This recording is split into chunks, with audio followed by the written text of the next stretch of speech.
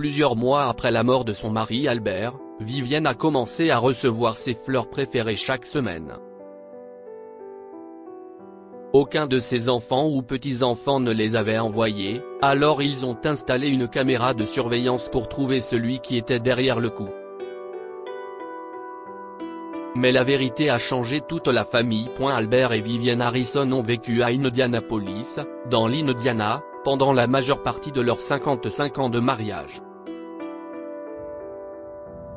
Albert est mort de cause naturelle à 86 ans, et Vivienne a eu le cœur brisé. Mais heureusement, elle avait une grande famille pour lui tenir compagnie. Le couple a eu 3 enfants, 6 petits-enfants, et leur premier arrière-petit-enfant est né quelques mois avant la mort d'Albert. Vivienne savait qu'il avait vécu une longue et paisible vie remplie d'amour, et son cœur était tranquille malgré le fait qu'Albert lui manquait beaucoup. Mais quelques mois après sa mort, elle rentra de la messe dominicale et voit un bouquet de ses fleurs préférées sur le pas de sa porte.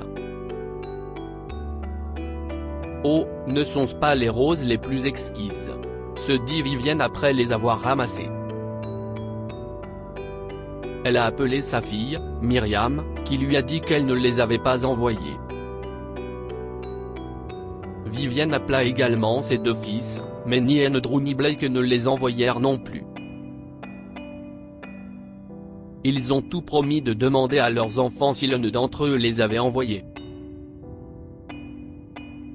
Mais après quelques coups de fil, personne dans la famille n'a pu trouver le responsable. Je suis désolée, maman. Aucun de mes enfants ne l'a fait. Mais Gina a dit qu'elle avait vu un film dans lequel un vieil homme demandait à un fleuriste d'envoyer des fleurs à sa femme après sa mort, a dit Myriam. Tu penses que ton père a fait ça ? Se demanda Vivienne. Je ne sais pas, mais je me souviens que papa t'offrait toujours des fleurs dans le même magasin. Ça ne peut pas faire de mal de leur demander, a suggéré Myriam. Vivienne a donc appelé leur fleuriste habituel, mais il n'avait pas de commande d'Albert. Elle a rappelé Myriam, mais sa fille Gina n'avait pas d'autre idée. Eh bien, maman. Peut-être qu'un gentil étranger a envoyé un bouquet au hasard. Profitant simplement. Vivienne ne pensa plus à cette affaire le reste de la semaine et continua sa vie. Cependant, un autre bouquet attendait sur le pas de sa porte lorsqu'elle revint de la messe le dimanche suivant. Si est bizarre, Myriam. Et si c'était un taré ou un de ces harceleurs dont j'ai lu des articles ? Hésite-t-elle. Arrête de regarder des documentaires sur le crime, maman. Ce n'est rien de tout ça. Profite juste des fleurs, dit Myriam, exaspérée. Elle ne pensait pas que sa mère devait s'inquiéter des fleurs. Mais les bouquets continuaient à arriver chaque dimanche, et Vivienne avait besoin de savoir ce qui se passait. Ok, grand-mère. Je t'ai acheté cette caméra pour ta porte d'entrée.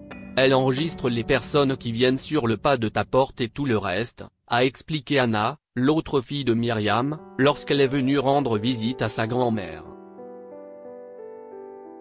Elle a installé la caméra elle-même, et elles ont attendu de voir ce qui se passait. Ce dimanche-là, elles ont vu un homme étrange avec un bouquet. Il les a laissés sur son porche puis s'est enfui. Si est bizarre, grand-mère. Si est un jeune homme, a dit Anna en regardant les images. Tu vois ? Si est bizarre. J'ai dit à ta mère que tout ça était bizarre, mais elle ne pense pas que si est une grosse affaire, a répondu Vivienne. Je pense qu'il pourrait juste être un livreur. Je ne pense pas que ce soit lui qui envoie les fleurs, même s'il ne porte pas d'uniforme, a observé Anna. Attendons de voir s'il revient dans le coin. Et il est revenu. L'homme est venu chaque dimanche à la même heure pour livrer les fleurs. Finalement, Vivienne en a eu assez et a décidé de ne pas aller à l'église pour l'attraper. Cette fois, Jake, le fils d'Anna et Andrew, est resté avec elle, juste au cas où. Il regardait les images en direct de la caméra quand l'homme est arrivé.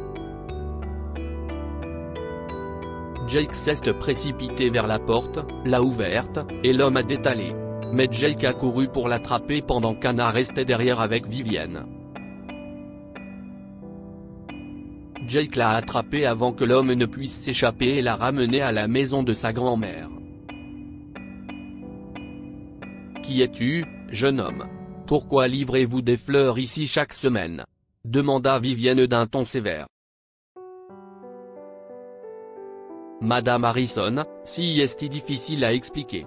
Mon nom est Michael, et votre mari était mon grand-père, commença l'homme. Quoi ?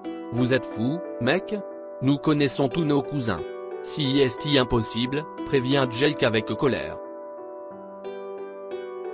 Je sais que si est difficile à accepter. De ce que je sais, grand-père Albert a eu une liaison juste avant de se marier. Ma grand-mère n'a su qu'elle était enceinte que des mois plus tard. Puis elle a élevé ma mère seule. Mais j'ai contacté grand-père il y a quelques années, dit Michael. Nous avons formé un joli lien. Il m'a parlé de votre famille et voulait me présenter à vous. Mais ce n'était jamais le bon moment. La dernière fois que je lui ai parlé, il a dit que s'il passait, il espérait que je vous achète des fleurs, pour s'excuser de ne pas vous avoir dit la vérité plus tôt. Je ne peux pas le croire, a chuchoté Anna.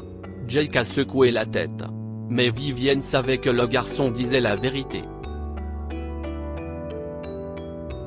Il ressemblait exactement à Albert quand ils se sont mariés. Tu es le portrait craché de mon défunt mari. Pensez-vous que je pourrais rencontrer votre grand-mère ? Vivienne a demandé. Elle avait quelques questions à poser à cette femme. Je suis désolé. Ma grand-mère et ma mère sont mortes dans un accident de voiture quand j'avais 20 ans.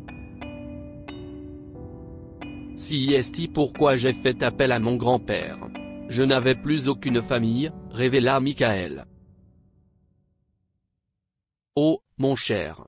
Je suis désolé. Dans ce cas, je suis heureux que tu aies pu rencontrer Albert. C'était un homme de famille jusqu'au bout des ongles. Cela peut être un choc pour le reste de la famille, mais ils voudront vous rencontrer, assura Vivienne. Toute la famille est choquée d'apprendre la liaison de grand-père Albert, mais elle accueille Michael sur l'insistance de Vivienne.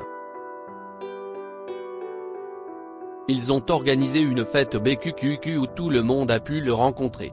Michael leur a également présenté sa femme et leur petit garçon. Maman, comment peux-tu être si calme à ce sujet ? Myriam a demandé à sa mère lors du rassemblement. Oh, ma chérie. La vie est si courte. Si j'avais découvert cet incident il y a des années, j'aurais peut-être été furieuse. Mais maintenant, je suis juste heureuse d'avoir plus de gens à aimer. De plus, il a suivi les souhaits de ton père pour me rendre heureuse.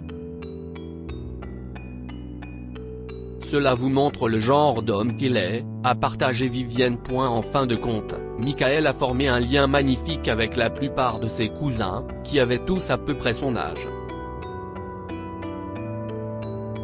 Il a fallu un peu plus de temps à ses oncles et tantes pour l'accepter, mais ils ont fini par le faire.